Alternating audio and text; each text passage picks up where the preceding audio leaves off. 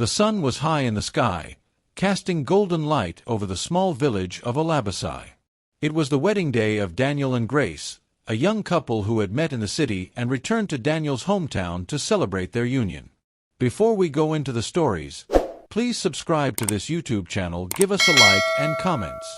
Daniel wore a sharp red suit. Grace, radiant in a flowing white gown, held his hand tightly as they walked through the crowd. Her smile was wide, but her eyes flickered with something else, something Daniel couldn't quite place. The villagers cheered as the couple climbed into a sleek black Mercedes-Benz, a gift from Daniel's uncle. Grace waved to the crowd, her veil fluttering in the breeze. Daniel started the engine, and they began the drive out of the village, heading toward their new home in the city. But just as they turned onto the main road, an old woman sitting by the roadside raised her hand. Daniel slowed the car.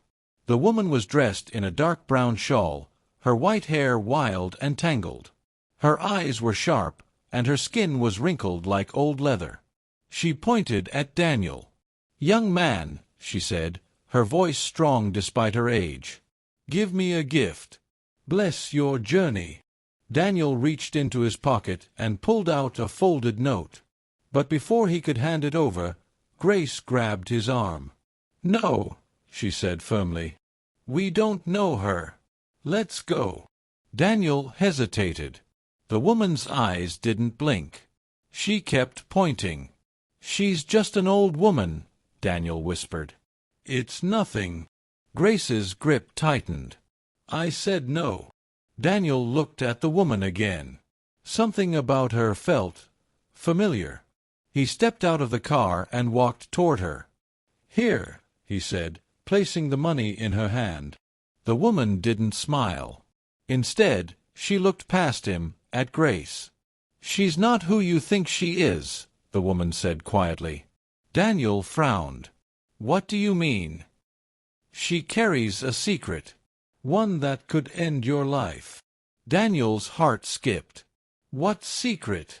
The woman leaned closer. "Drive. I'll tell you on the way." Daniel helped the woman into the back seat. Grace was furious. "What are you doing?" she hissed. "She knows something," Daniel said. "Just listen." The car moved slowly down the dusty road. The woman sat quietly for a moment, then began to speak. "My name is Margaret," she said. "I've lived in this village for 80 years. I've seen many weddings, but I've also seen many deaths." Daniel glanced at Grace. She was staring out the window, her jaw clenched. "Grace came to this village 3 months ago," Margaret continued. "She didn't come for love. She came for revenge." Daniel's hands tightened on the steering wheel. "Revenge? Why?" Margaret looked at Grace. "Tell him." Grace didn't move. "Tell him," Margaret repeated. Grace turned slowly. Her eyes were cold. "You want the truth," she said. "Fine." Grace's voice was calm, but sharp. "Your father ruined my family," she said.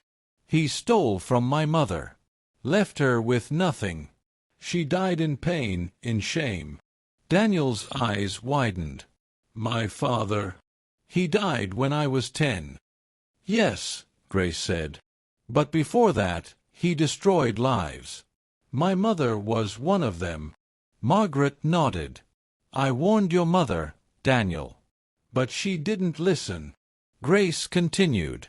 "I found you by accident. I didn't know who you were at first. But when I saw your name, your face, I knew." Daniel's voice cracked. "So you married me, to hurt me?" Grace looked away. "I wanted to make you fall in love. Then take everything. Your money. Your peace. Your life." Daniel's hands shook. "You were going to kill me?" Grace didn't answer.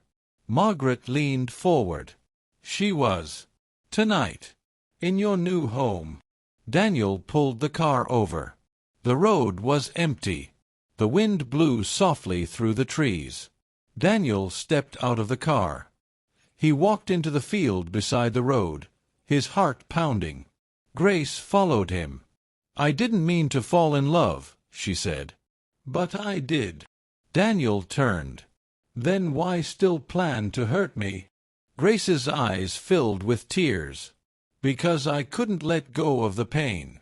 I thought if I destroyed you, I'd feel better." Daniel looked at her. "Do you?" Grace shook her head. "No." Margaret stood beside the car, watching. "You have a choice," she said. "Forgive her, or leave her." Daniel looked at Grace, the woman he had loved, the woman who had planned his death. "I need time," he said. Grace nodded. "I'll wait." As they stood in silence, a cold breeze swept through the field. Margaret turned slowly. Behind her, a shadowy figure appeared, tall, dark, with glowing white eyes. Daniel stepped back. "What is that?" Margaret didn't flinch. "It's the spirit of truth. It follows those who hide lies." Grace trembled. "Is it here for me?" Margaret nodded. "It will leave when your heart is clean." Grace fell to her knees. "I'm sorry," she whispered. "I'm so sorry." The spirit moved closer, then slowly faded into the wind. They drove in silence. Margaret sat quietly in the back, her eyes closed. Daniel held Grace's hand, unsure of what came next. When they reached the city, Margaret stepped out. "Your journey begins now," she said. "Choose wisely."